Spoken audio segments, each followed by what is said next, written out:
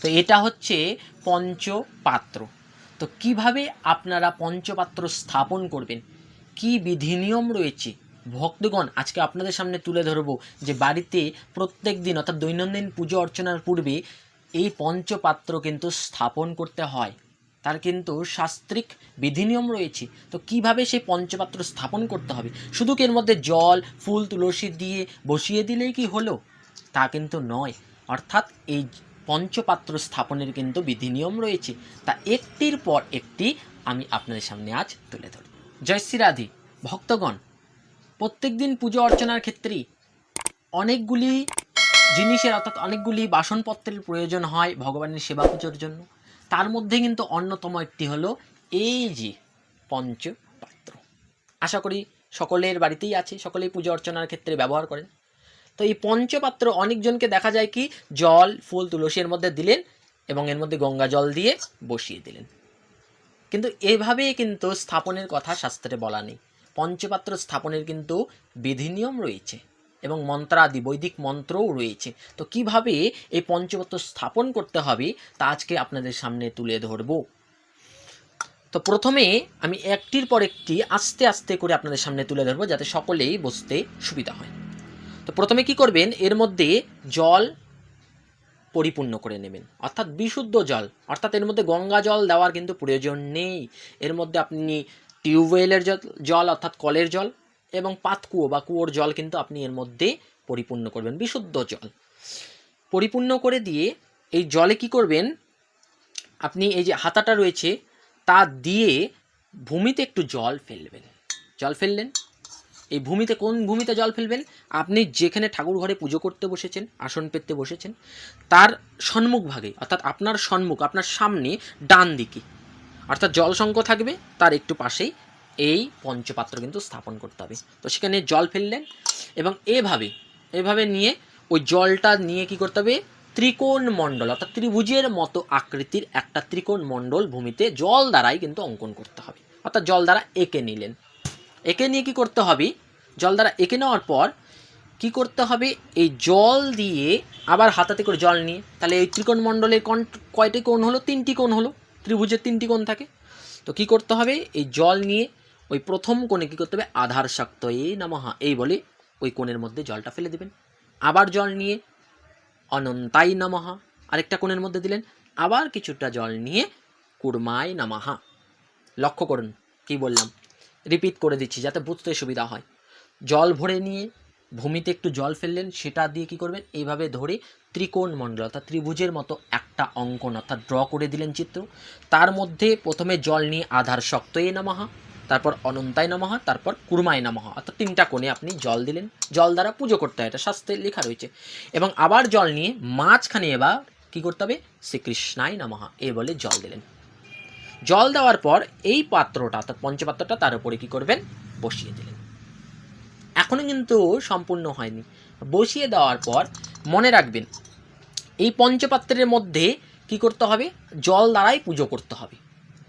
ঠিক যেমন ভূমিতে ত্রিকোণ মণ্ডলে পুজো করলেন, ভগবানের নাম আধার শক্তায় নমঃ, অনন্তায় নমঃ, কুর্মায় নমঃ এবং শ্রীকৃষ্ণায় নমঃ বলে বসালেন, এই জলের মধ্যেও পুজো করতে হবে। তো কি বলে জলের মধ্যে পুজো করবেন এবং কি দিয়ে পুজো করবেন, এই জলের মধ্যে জল দ্বারাই পুজো করতে হবে। কীরকম, মন্ত্র উচ্চারণ করে জল দ্বারা এর মধ্যে নিক্ষিপ্ত করতে হবে। তো কোন কোন মন্ত্র উচ্চারণ করতে হবে আমি আপনাদের সামনে তুলে ধরছি, স্ক্রিনে দেখানো হবে, লিখে নেবেন আপনারা। ত্রিকোণ মণ্ডলের ওপরে বসানোর পরে ওই পঞ্চপাত্রের জলে কি করবেন, মং বহিমণ্ডলায় দশকলাত্মনে নমঃ এই বলে এবং অং অকরমণ্ডলায় দ্বাদশকলাত্মনে নমঃ, উং সমমণ্ডলায় ষোড়শকলাত্মনে নমঃ এই বলে জল দিয়ে কি করতে হবে, তার মধ্যে পুজো করতে হবে, অর্থাৎ জল দ্বারাই সে জলের মধ্যে পুজো করতে হবে। তো এই যে 3টি মন্ত্র বললাম, এই ত্রিকোণ মণ্ডলের উপর বসানোর পর এই 3টি মন্ত্র বলে জল দ্বারাই পুজো করতে হবে।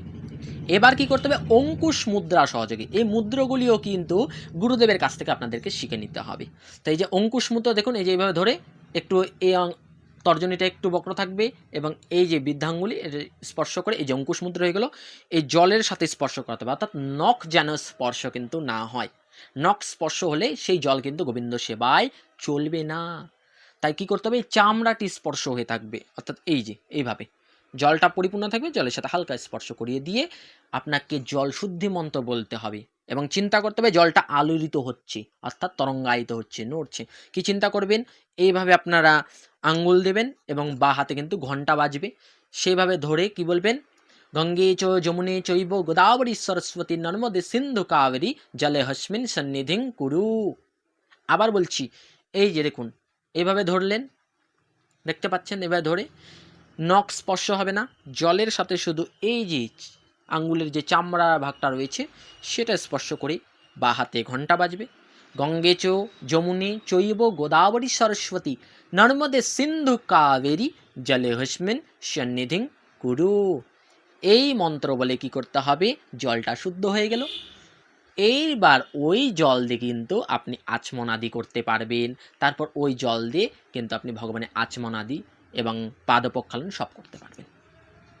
তো এটা হচ্ছে পঞ্চপাত্র স্থাপন বিধি। আর আচমন নিয়ম, পঞ্চপাত্রের জলে কি কি থাকবে না থাকবে সেটা নিয়ে কিন্তু আমাদের চ্যানেলে আগেই ভিডিও দেওয়া রয়েছে, আপনারা চ্যানেলে ভিজিট করে সেই ভিডিওটি আপনারা দেখে নিতে পারবেন, সেখান থেকে আচমন পদ্ধতি শিখে নিতে পারবেন। তো এইভাবে কিন্তু এই পঞ্চপাত্রটা স্থাপন করতে হয় এবং জলটাকে শুদ্ধ করে নিতে হয়। আর এর মধ্যে কিন্তু কোনো গঙ্গা জল দিতে হবে না। অনেকে ভাবছেন যে এর মধ্যে কি গঙ্গা জল দেবো, না, এটা পরিশুদ্ধ জল নিয়ে এই মন্ত্র দ্বারা কী করে নিতে হয়, জলটাকে শুদ্ধ করে নিতে হয়। তাহলে পঞ্চপাত্র স্থাপন পদ্ধতি স্টেপ বাই স্টেপ আপনাদের দেখিয়ে দিলাম। প্রথমে কি করবেন, জল পরিপূর্ণ করে নিলেন, রিপিট করে দিচ্ছি যাতে আপনাদের বুঝতে আরেকবার সুবিধা হয়। জলটা পরিপূর্ণ করে নেওয়ার পর সেই এই হাতা দিয়ে জল একটু ভূমিতে ফেললেন, ফেলে কি করবেন, এই আঙ্গুলটা দিয়ে একটা ত্রিভুজের মতন চিত্র অঙ্কন করলেন ভূমিতে জল দ্বারা কিন্তু, এবং এই হাতা দিয়ে নিয়ে প্রথম কোণে আধার শক্তয়ে নমঃ এই মন্ত্র, দ্বিতীয় কোণে অনন্তায় নমঃ, তৃতীয় কোণে কুর্মায় নমঃ এবং মাঝখানে শ্রীকৃষ্ণায় নমঃ এই বলে আপনারা 4 বার দিয়ে দিলেন। এবং এই পাত্রটা ধরে সেই ত্রিভুজের অর্থাৎ ত্রিকোণ যেই মণ্ডলটা আপনারা অঙ্কন করেছেন তার উপর বসিয়ে দিলেন। বসিয়ে দেওয়ার পর কী করলেন, আপনারা ওম বহিমণ্ডলায় দশকলাত্মনি নমঃ এই মন্ত্র বলে জলের মধ্যেই জল দ্বারা পুজো করতে হবে। এবং কি করবেন, তারপর অঙ্কুশ মুদ্রা, এই যে অঙ্কুশ মুদ্রা দিয়ে নখ স্পর্শ না করে গঙ্গে চ যমুনে চৈব গোদাবরী সরস্বতী নর্মদে সিন্ধু কাবেরী জলেস্মিন সন্নিধিং কুরু এই মন্ত্র বলে জলটা শুদ্ধ করলেন। তারপর আপনি আচমনাদি করতে পারবেন, মস্তকে ছিটাতে পারবেন। তো এটা হচ্ছে পঞ্চপাত্র স্থাপন বিধি। অনেককেই দেখা যেত কি ডাইরেক্টলি জল দিলেন, গঙ্গা জল দিলেন, তুলসী দিলেন, ফুল দিলেন এবং রেখে দিলেন। তো এটা কিন্তু শাস্ত্রিক নিয়ম নয়। বৈদিক আমাদের সনাতন শাস্ত্রে এই পদ্ধতির কথা বলা রয়েছে, যেটা আমি আপনাদের সামনে এখন ভিডিওটির মাধ্যমে তুলে ধরলাম। এইভাবে কিন্তু স্থাপন করতে হয়, তাহলে সেটা সঠিক হলো, সঠিকভাবে কিন্তু আমাদের এগোতে হবে। তো এইভাবে যখন আপনি করলেন সেটা পরিপূর্ণতা হলো এবং সেটা করলে কিন্তু অবশ্যই ভগবানের কৃপা আমাদের লাভ হবে। তো এইভাবে আপনারা আশা করি ভিডিওটির মাধ্যমে পঞ্চপাত্র স্থাপন পদ্ধতি শিখে গেলেন। অনেকের কাছেই এই বিষয়টি হয়তো অজানা ছিল, আশা করি ভগবানের কৃপায় তা জানতে পারলেন।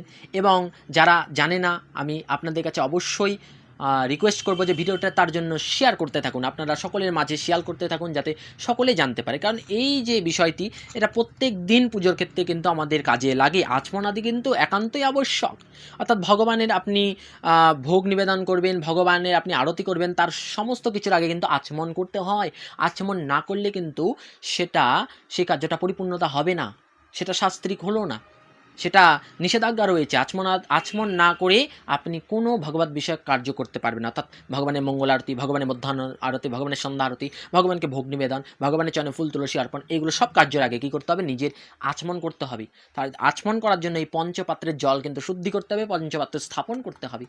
তো পঞ্চপাত্র তো সকলেই স্থাপন পদ্ধতি জানতো না, তাই কী করবেন, এই যে ভিডিওটি দেখলেন আপনারা জেনে গেলেন, তাই সকলের মাঝে শেয়ার করুন, সকলকে জানানোর সুযোগ করে দিন, সকলের কাছে এই ভিডিওটা শেয়ার করে দিন যাতে তারাও জানতে পারে, তারাও শিখতে পারে।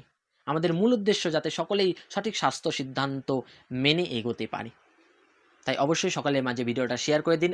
আর আমার একটি অনুরোধ এবং একটি রিকোয়েস্ট, যদি ভিডিওটা ভালো লাগে তাহলে অবশ্যই ভিডিওটিকে লাইক, কমেন্ট এবং আমাদের মধুর কৃষ্ণ কথা চ্যানেলকে সাবস্ক্রাইব করে আমাদের পাশে থাকবেন, আশীর্বাদ রাখবেন, কৃপা রাখবেন, যাতে আপনাদের আশীর্বাদে সবসময় সঠিক স্বাস্থ্যসম্মত সিদ্ধান্ত আপনাদের সামনে তুলে ধরতে পারি। ভালো থাকুন, সুস্থ থাকুন। জয় শ্রী রাধে শ্যাম।